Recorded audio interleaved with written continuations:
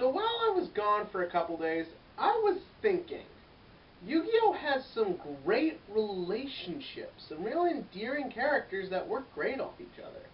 And I decided, wouldn't it be fun to count that down and really see what my favorite Yu-Gi-Oh relationships are? And that is what I am sharing with you all today. Cue title scene.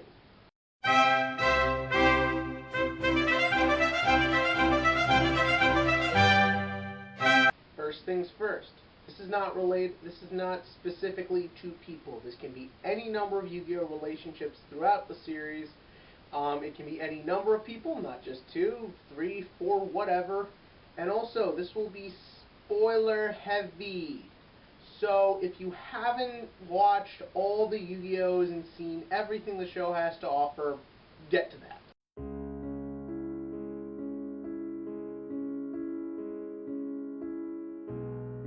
1, a slacker. 1, a perfectionist. 1, weird past that features demon chick. The other, a past we never truly learn, that we never need to know, because we see everything that's important through their interactions. Jaden and Chazz have such an interesting relationship because since we never know what Chazz's true backstory is, we only ever have it like insinuated and sort of given to us.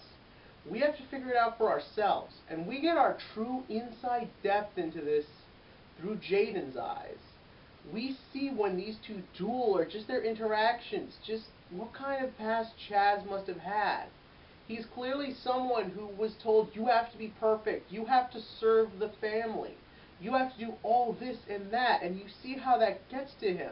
And you see how someone like Jaden, who's never had that pressure in life, how he reacts to it, and is in a lot of ways how we would react to it. Because of this, Jaden wants to help Chazz. He wants to be his friend, but all Chazz wants to do is prove he's the best, and he feels he has to do that by taking down someone who puts no effort into anything and is still amazing. And every time these two dueled, a lot of times when they spoke to each other, I thought that was so well handled in a series that just felt so campy and silly. And I just thought that was so nice that if one thing came through, it was the hero-rival relationship for GX.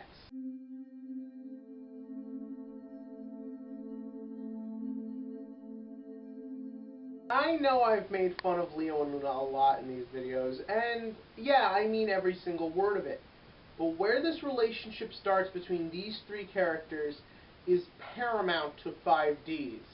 Because that scene where Yusei is unconscious and Leo and Luna are trying to figure out how to make sense of him is so fascinating. Because up until that point, we have been shown a lot of images of what the world Yusei lives in is like, but we really hadn't been given a context what things are from the other perspective, how the rich people view things. And over the course of a 5-minute dialogue scene just between these two brats, we learn everything we'll ever need to know. We see how the rich view it. We see how children view the satellite.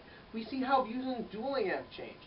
We see that, and we actually do see it grow throughout the first half of the series. We see this girl learn to be more accepting. We see this boy learn to be more mature. And it all comes back to Yusei and how their lives influence each other, and how everything goes beyond wealth and money and status, and how we are truly people inside, and how we need each other.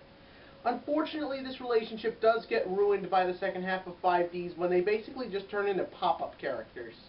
But I will always remember the moment where 5Ds became more than just a kid's cartoon to me. Let the bow break, let it come down, crash. Big hair meets big boobs as a hate-filled teenage girl faces off against a teenage boy just trying to figure out how to help his friends and save the day. The relationship between Yusei and Akiza is fascinating because unlike Taya and Alexis, she's not just there for the sake of having a girl or a love interest. There's a character to her, there's a story, there's a real sense of drama and danger and urgency I get from her. And when Yusei goes up against that, it's fascinating to watch for the dialogue alone.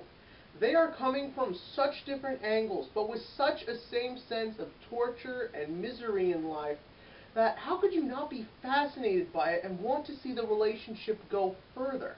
As 5Ds goes on and you see their relationship grow, it becomes beautiful to watch, and I thought it could have gone somewhere really interesting. Unfortunately, like with Leo and Luna, the second half screws over Akiza and just turns her into that pretty girl. But I can't ignore the fact that I was fascinated by their dialogue together, fascinated by their banter together, and really did want them to end up together. Too bad what we end up with is that stupid Tarzan scene and her being a doctor for some dumb reason.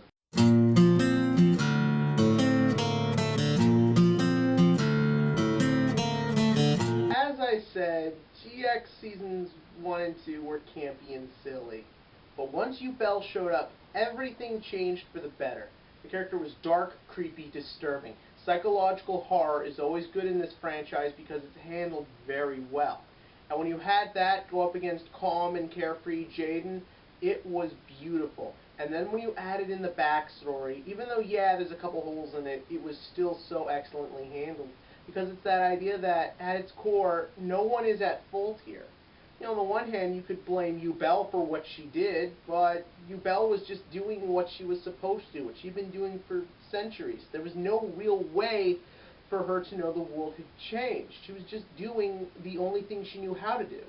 You could blame Jaden, but he was a child. What else was he supposed to do? He was scared. He couldn't communicate with the spirit just yet. And unfortunately, things just unravel in a very dark, disturbing way. Now, sadly, like with our last couple of relationships, I hate that in Season 4, it doesn't really go anywhere, and it just sort of exists. But I did think it was so fascinating the way it was done, and so dark the way it was handled, and fascinating to watch. I'm really just sad that we didn't get to see it truly get some closure and completion, because it would have been amazing.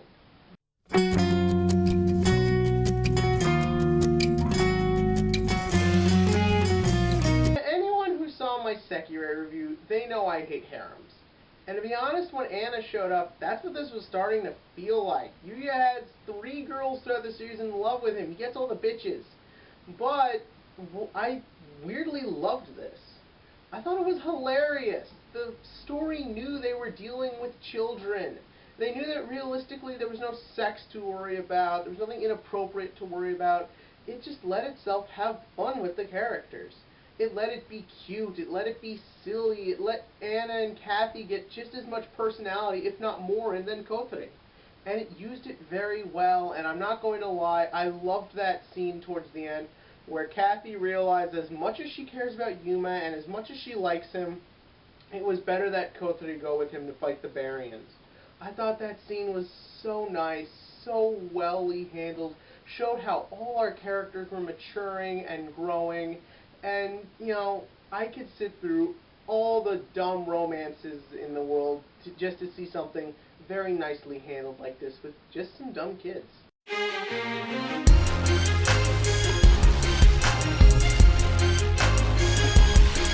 Twilight, eat your heart out. This is a true love triangle because you see everyone's side of things. From Yugi's perspective, Taya was the childhood friend who grew up to be a very woman, if you know what I mean. And from Taya's perspective, Yugi was just the friend zone. But as she sees him do all this cool, exciting stuff, she starts to feel something. But when she meets Atem, she starts to wonder, do I really care about Yugi or do I care about Atem? And from Atem's perspective, he also seems to begin developing emotions for this girl because, as we established, she's a good-looking young lady. And the thing is that as a kid, I didn't care about this too much, but now that I'm older, I really respect it for the way it was done. You really get a sense of how she felt during all this. You could understand her fear, her confusion, her worry, and how she just spends the whole series trying to wrap her brain around something I don't think most people could ever truly comprehend. God knows most viewers didn't. But the thing is that the reason it works so well is because you can see it going any way. You could see Yugi ending up with her. You could see Atem maybe sort of ending up with her, or however you want to work that out. And it just flew so naturally because they never made it the direct focus of anything, but they kept it in the background in a sense to where if you cared, you followed it and you noticed it. But if you don't care, you don't have to. It's that idea of making something flow naturally and having our characters feel like real people. And I was so glad to see this represented in such a strange situation that could have been overplayed and just made into a gigantic mess.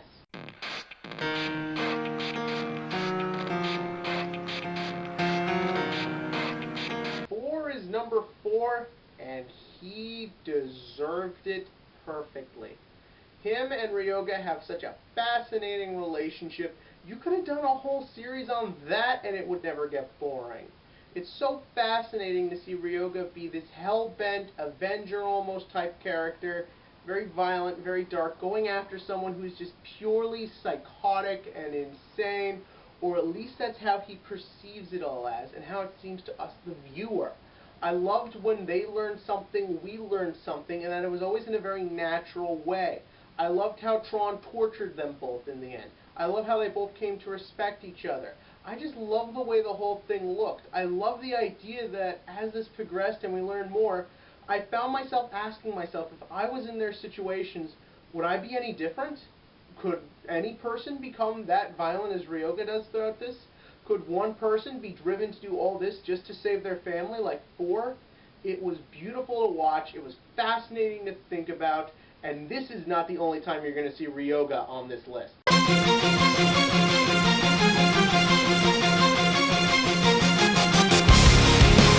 It's a battle of the blondes, as a high school punk boy really begins to fall in love for, let's go with a 2 or 3 at least year older woman who, comes from a pretty bad past herself that unfortunately gets ruined in the dub. I seriously recommend looking it up, seeing where Maya actually came from. It's not that different, but it really does impact the story and make you look at the relationship differently.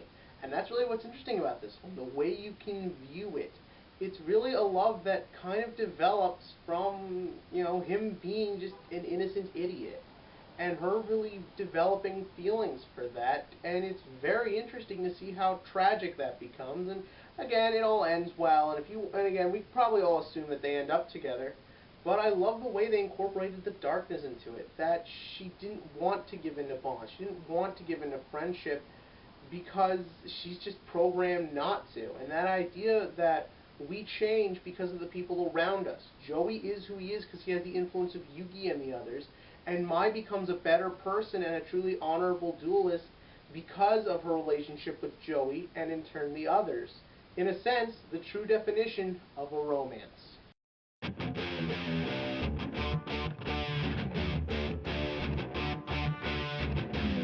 There is no greater relationship story than that of a young boy and the ghost that possesses him. It's the original, we all knew it had to be here, and it's still one of the best. Whether you look at it as brother-brother, father-son, or however you view it, the relationship between Yugi and the Pharaoh is very fun, very witty, and very dramatic. Especially in what is many considered to be the worst part of the series, the Waking the Dragons arc. It's so fascinating to see the two get separated and to see Atem really just struggle and be angry and forceful and just all to help this person, get him back, apologize. But that's not to say the Yugi end of things isn't interesting too. I love seeing this kid's growth as he goes from being someone who always has to cower and rely on power that isn't his own to save the day, to become someone who's literally so strong and so confident in himself, he can beat that power and is willing to let it go and send it away and move on with his life and grow and become that power, become the strongest duelist in the world and become that legend. And it's so beautiful, the idea that it all just came from his ability to bond and adapt with a ghost that possesses him. And everybody know the story of David and Goliath, but this is bigger than triumph. This is for the warrior, this is for you and I, this is for you for... What is Yu-Gi-Oh about? What is it honestly about besides selling cards? Well, as I've said in this video, it's about relationships. It's about what these characters mean to each other, what they create for each other. And I don't think that has ever been more beautifully, eloquently, perfectly shown than between these 3 characters. Yuma, our hero. Shark, our rival. Astral, our best friend / spiritual guide. Throughout Zale, there was always this feel from Yuma, what am I becoming? Yu-Gi-Oh! Zale is the ultimate Yu-Gi-Oh! Series about growing up and essentially the loss of innocence story. And I think that was done perfectly because Yuma had these 2 entities in his life. You had Astral, the ultimate in logic and order. And on the other side, Ryoga, someone who is very much a character of chaos, constantly changing, constantly delving more into the darkness, getting stranger and crazier as the series progresses. And you see how all of it impacts the life of this boy, and how it affects him, and how it drives him, and how he goes from point A to point B to point C, and it is done perfectly. You see what makes him tick. You see how he perceives things. You see how having these people in his life, not just these two, but everyone, Kaito, Kotori, everyone, impacts him, and how it changes him and allows him to grow and become stronger. But that is done so perfectly for these two characters because it is where the plot begins, it is one of its main driving forces, and most importantly, that ending. That final big impactful duel between Yuma and Ryoga is absolutely perfect. Because Yuma has it on one end, Astral telling him one thing, Ryoga telling him another thing, and him in the middle trying to interpret it all, understand it all, and develop it all, and how it honestly makes him into the best person he can be, and allows him to become stronger because of this. That is why I think Yu-Gi-Oh! Zale is so amazing, because it sculpted everyone perfectly, and made everything come full circle without having to spoon feed us all the answers, without really even telling us what is the ultimate right thing to do, but through showing us how our characters become stronger and how they don't have to be as cliche and silly in what came before. And that is what made this relationship perfect for me. But what did you find perfect? In the comment section below, tell me who you consider to be your best Yu-Gi-Oh! Relationships, who you love, who you wanted to see who would win, who would come forward, what would happen. And as always, click to like and click to subscribe because there's more Yu-Gi-Oh! Videos to come.